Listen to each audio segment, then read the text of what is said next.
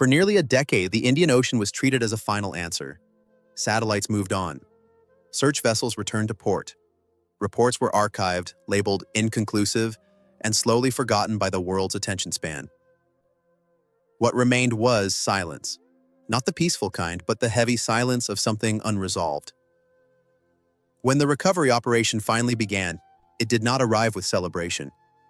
There were no cameras waiting offshore, no speeches, no promises of closure. Only a salvage vessel, steel gray against the horizon, carrying a crew trained not for hope but for precision. The ocean was calm that morning, deceptively calm. As the crane began lifting what had rested in darkness for 10 years, no one spoke.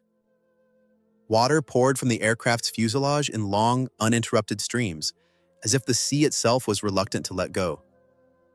The metal surface was unrecognizable, layered with marine growth, scarred by pressure, stripped of identity. This was not a plane being recovered. It was time being disturbed. When access to the interior was finally secured, forensic teams moved slowly. Every step was measured, every breath controlled. Inside, the scene resisted description. Passengers were still seated, seatbelts fastened, bodies reduced to skeletal remains, frozen in the posture of a journey that never ended. Clothing had disintegrated into fragments. Personal belongings lay where gravity and panic had last abandoned them. Nothing here suggested chaos. That absence was more unsettling than wreckage. It was as if the moment of disaster had been paused, not exploded. Then one seat disrupted the pattern. At first it was subtle. A technician paused longer than necessary. A forensic specialist leaned closer. The silence changed. One body did not match the others. The structure was intact.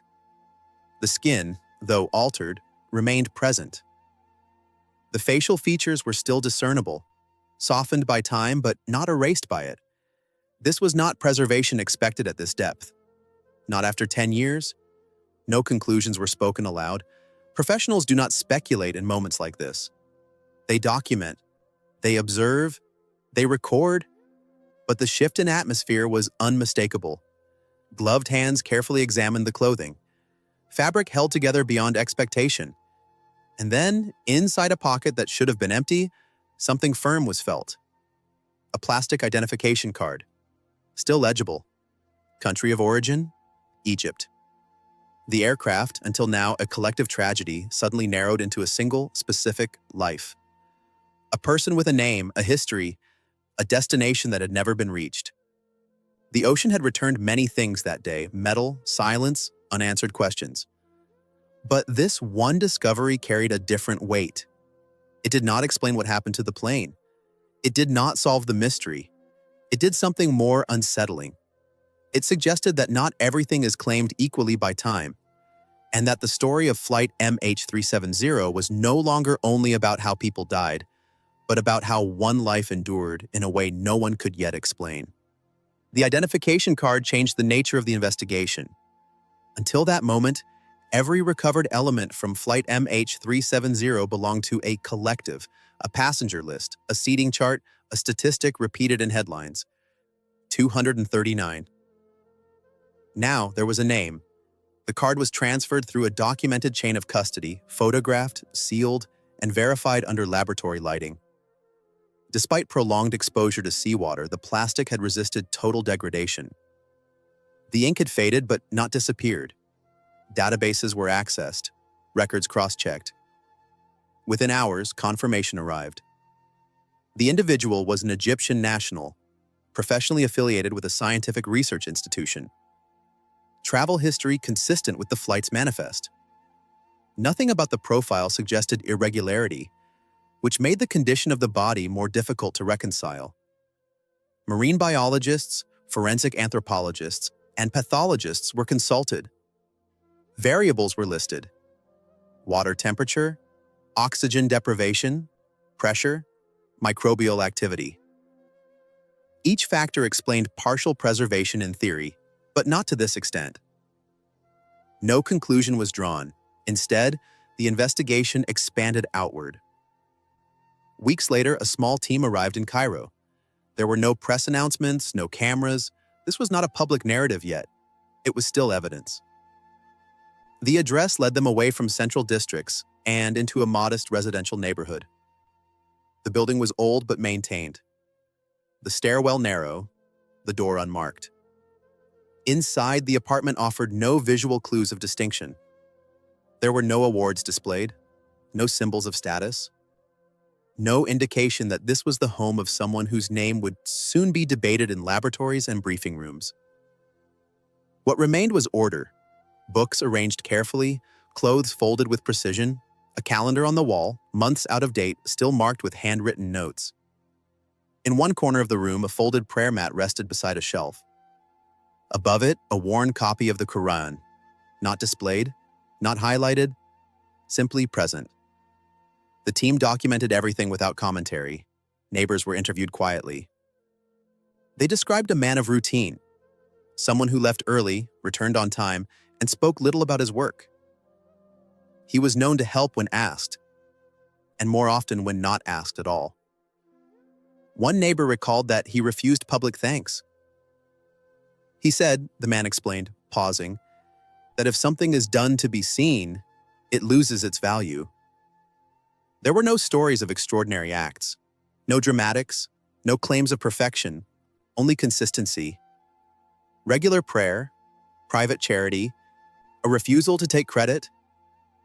To the investigators, this information did not function as explanation. It was not entered into reports as cause or conclusion.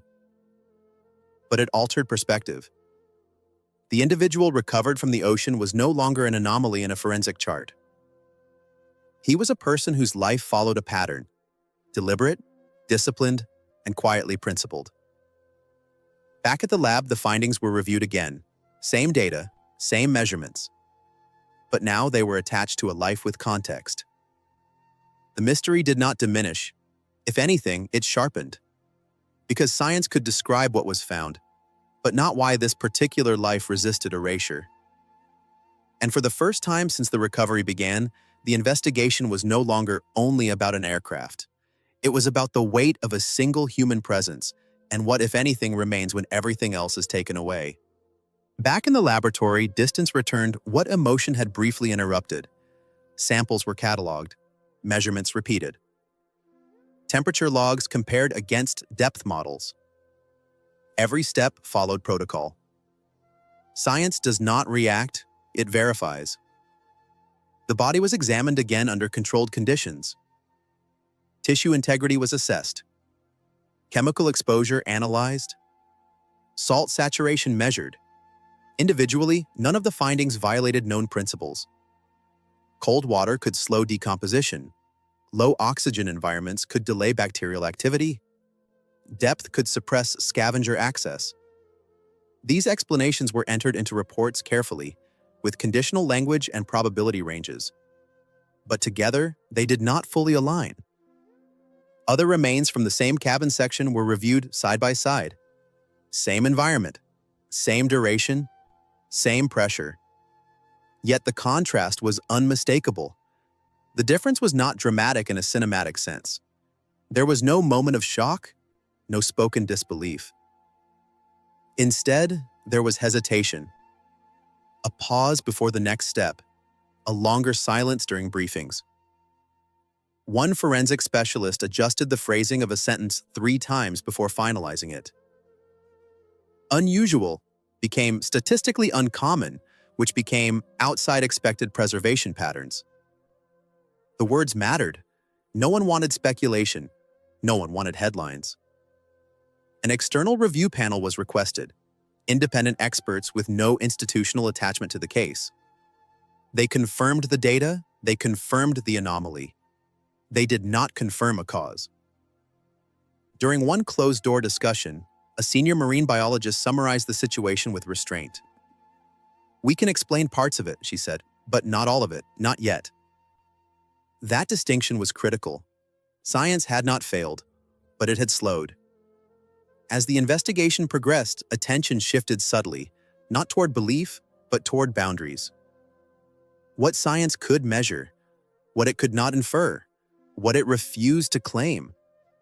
The personal background of the individual was deliberately excluded from analytical conclusions. Faith, routine, and character were not variables science could test. They were context, not data. And yet, the knowledge lingered. Investigators found themselves revisiting the same question from different angles, aware that the answer might not exist within their discipline alone. This discomfort was not discussed publicly. It appeared instead in small ways, in longer review sessions, in delayed sign-offs, in the absence of definitive language where certainty was expected. One report concluded with an uncommon line: further interpretation exceeds the scope of available empirical frameworks. It was not an admission of mystery, it was an acknowledgement of limit. Outside the laboratory, the world remained unaware. No theories circulated. No narratives were offered. The aircraft recovery continued. The black box analysis progressed. The investigation remained, officially, technical.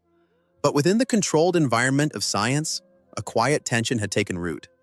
Because the question was no longer simply what happened to flight MH370, it was whether every aspect of human existence, including what survives, could be fully accounted for by pressure, temperature, and time alone.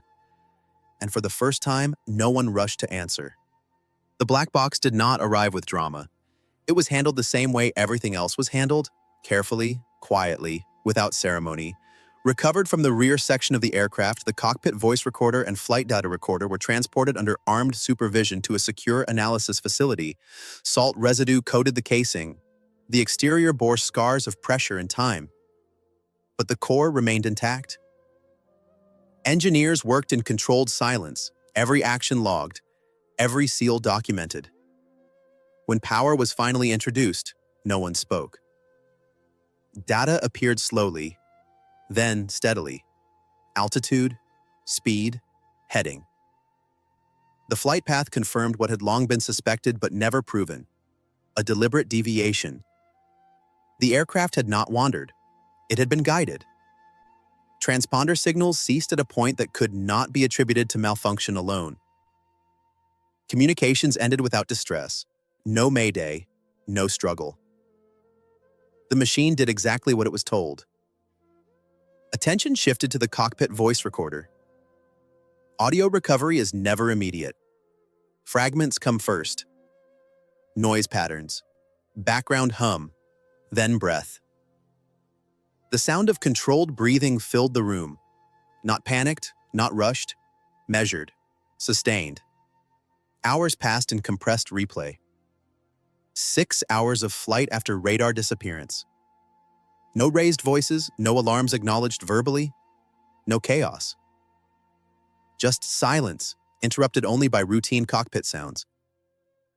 Investigators exchanged glances but said nothing. This was not a moment for interpretation. The conclusion, when it came, was delivered without emphasis. The aircraft remained under manual control until fuel exhaustion. Intent was not assigned. Motivation was not discussed. The findings were factual and only factual. But facts, when aligned, create shape. The plane had turned west. It had flown beyond populated airspace. It had remained airborne far longer than necessary. The black box did not explain why. It did something more unsettling. It removed randomness.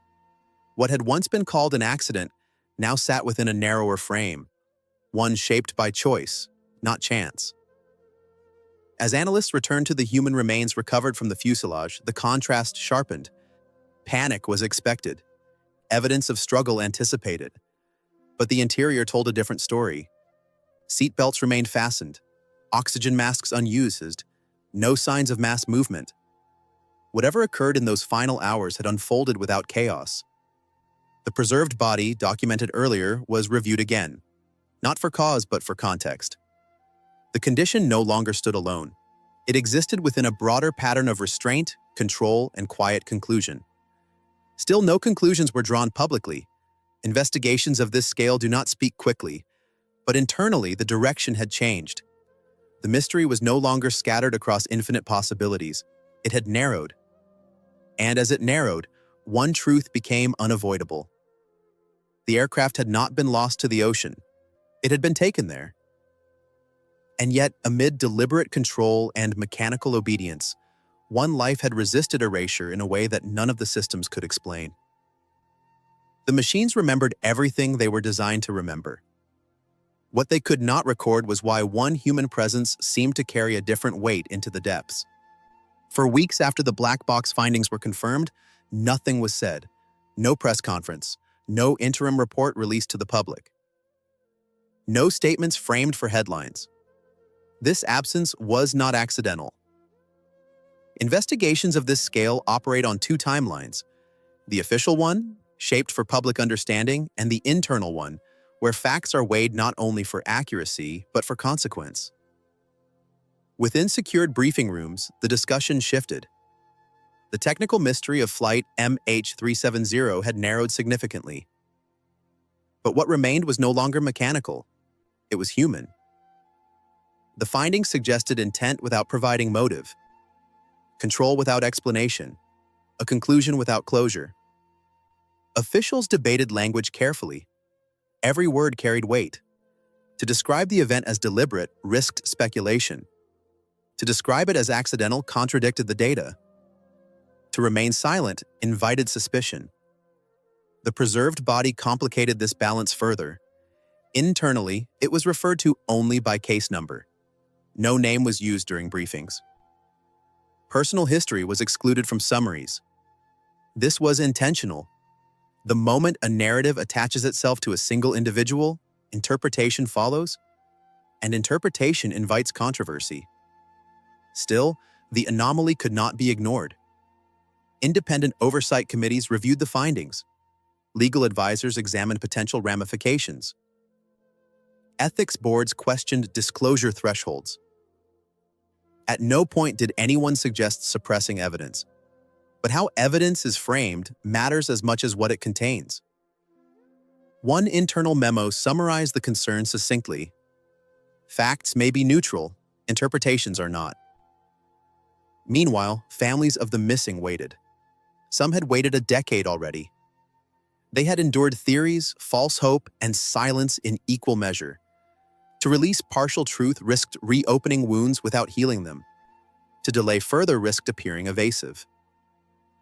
The investigation team found itself caught between obligation and restraint. Behind closed doors, a quiet acknowledgement emerged. This was no longer only an aviation case, it was a moral one. What does the public deserve to know? How much uncertainty can be shared responsibly?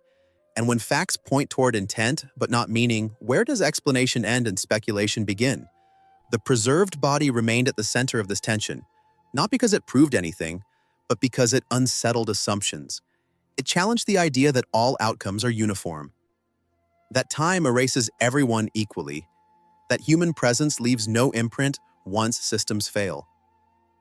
None of these thoughts entered official documentation. They existed instead in the margins, in conversations paused mid-sentence, in decisions delayed for review, in reports that ended without conclusion. Outside the investigation, the world remained unaware of these debates. The aircraft recovery continued. The memorial planning began quietly. Logistics replaced headlines. But beneath the controlled process, a realization had taken hold. Even when machines tell the truth, humans must decide how much of that truth the world is ready to hear. And some truths, once spoken, cannot be taken back again. The decision to speak did not come suddenly. It arrived gradually, after revisions, approvals, and long pauses between sentences. When the statement was finally prepared, it avoided conclusions. It avoided interpretation. It presented facts. A controlled disclosure was scheduled. Not a press spectacle, a briefing. Families were informed first. In a secure room, names were read aloud. Not as a list, but as l'fives. Some families had waited years without confirmation of death. Others had already mourned without remains. Now both were asked to listen. Officials explained the recovery process. They described the aircraft's condition. They acknowledged the findings of the black box without assigning motive. Words were chosen carefully.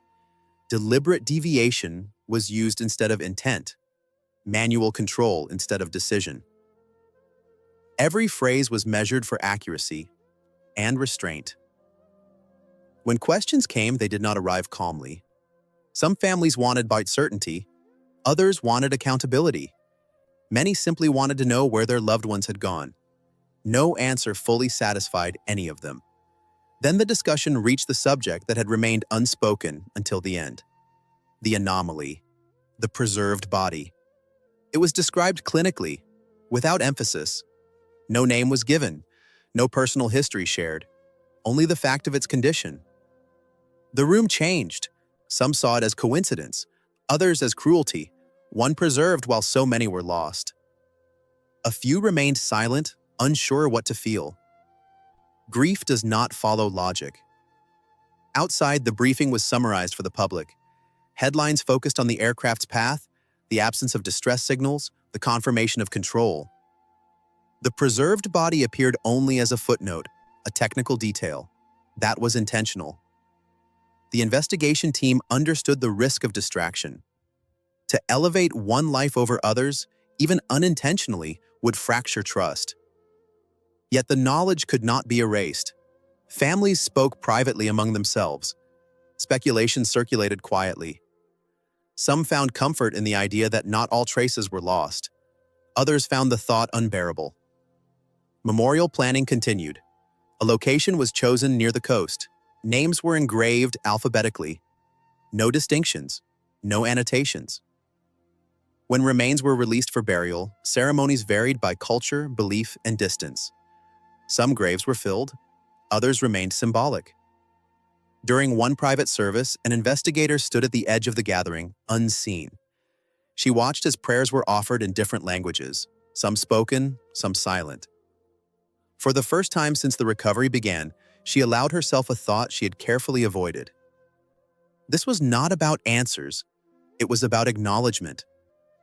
Acknowledgement that something had happened, that lives had ended, that waiting had not been in vain, and acknowledgement that even when truth arrives incomplete, it still carries weight. The silence that followed the briefing was different from the silence before. It was no longer empty, it was heavy with recognition. And beneath that recognition, one unresolved presence remained, a reminder that some stories, once uncovered, do not ask to be explained, only to be remembered. The memorial was not announced loudly. There were no banners, no countdowns, no speeches prepared for applause. It was introduced as a date and a location. Nothing more. A stretch of coastline was chosen where the sea met land without resistance. Open space, unobstructed horizon. On the morning of the ceremony, the sky was overcast, not threatening, not clear, indifferent. Families arrived gradually, some together, others alone. They carried photographs, folded papers, small objects that had survived years of waiting. No one rushed them. The memorial itself was simple, steel-shaped into the suggestion of a wing, rising upward and then tapering away. It did not point toward the sky. It pointed toward the sea. Names were engraved alphabetically. No titles, no national identifiers, no distinctions, just names. When the ceremony began, there was no opening statement. Silence came first. Then, one by one, the names were read aloud. The sound of voices carried differently near the water. Each name seemed to pause in the air before being taken by the wind. For some families, this was the first time their loss had been acknowledged publicly. For others, it marked the end of a decade-long vigil. Grief did not move uniformly through the crowd. Some stood rigid, focused on the horizon. Others wept openly. A few smiled briefly, as if recognizing something private and unexplainable. There were prayers offered, quietly, without microphones. Different languages, different traditions. No attempt was made to unify them. What mattered was presence. Among the investigators in attendance, none stood at the center. They remained at the edges, observing rather than participating. This was not their moment. Yet the case followed them here. The preserved body was not mentioned. No reference was made during the ceremony, and still the knowledge existed. Not as a comparison, but as a reminder. that outcomes are not always equal, that loss does not erase individuality, that even within a shared tragedy, lives retain their distinct weight. After the final name was spoken, people approached the memorial slowly. Hands traced letters. Flowers were placed. Some stepped back and watched the sea. One woman stood longer than most. She pressed her palm against the metal surface, then released it. "It's enough," she said quietly to no one in particular. In the days that followed, visitors continued to arrive, no schedule, no supervision. The site became a place not of explanation, but of return. People did not come seeking answers. They came to remember. For the investigation team, this marked a shift. The work was not finished. Reports would still be written, reviews conducted. But something essential had changed.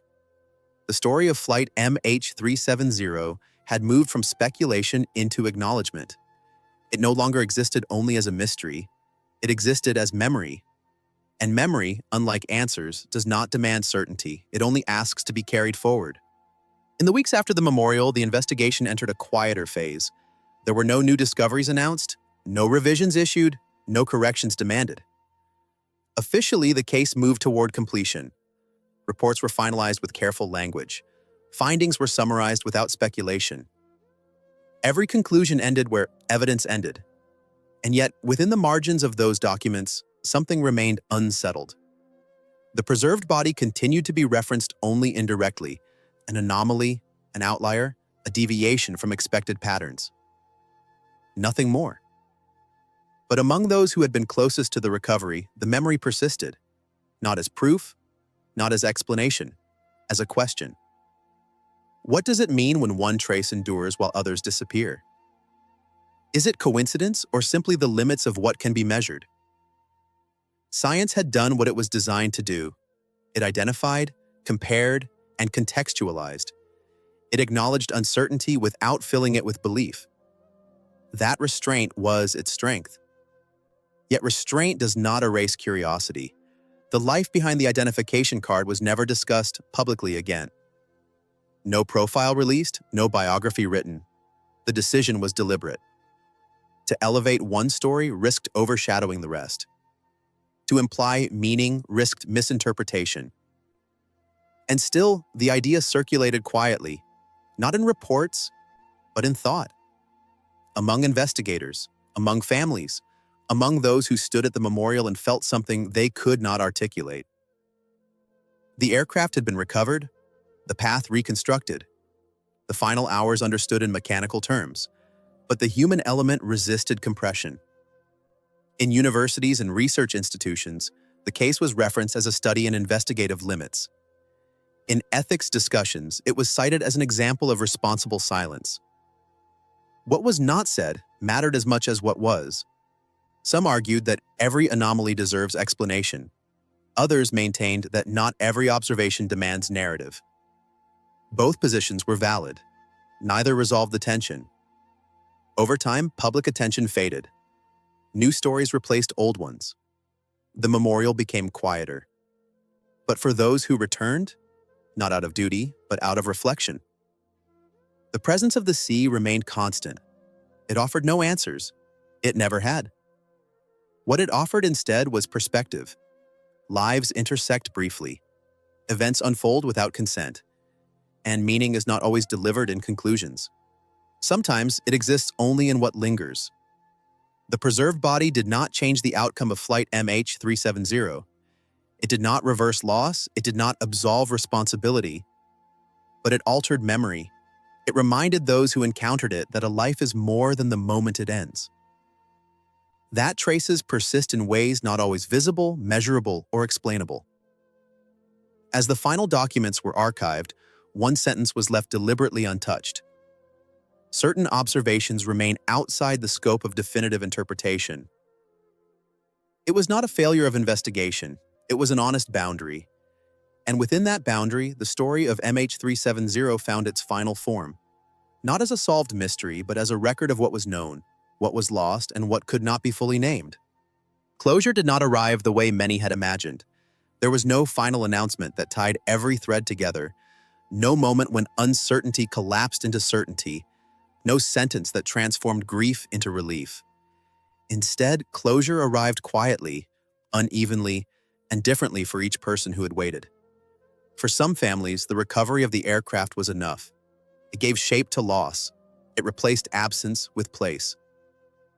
They could point to the memorial, speak a name aloud, and say, "Here." For others, the unanswered questions remained heavier than before. Knowing how the aircraft flew its final hours did not explain why their lives were altered forever. Knowledge did not undo consequence. And yet, even among those still searching for meaning, something shifted. The decade-long suspension, the uncertainty of whether to hope or mourn, had ended. That alone carried weight. Investigators closed their files one by one. Evidence was archived, responsibilities reassigned. But the case followed them in subtle ways. In training sessions, Flight MH370 became a lesson in restraint. In briefings, it was cited as an example of integrity under pressure. Not for what was solved, but for what was handled carefully. The preserved body was never included in public summaries. It remained a footnote in technical appendices, stripped of implication. Still, it continued to exist as a private reference point, a reminder that not every truth demands amplification. In time, families formed their own meanings. Some focused on shared memory rather than unanswered cause. They organized gatherings, created scholarships, planted trees.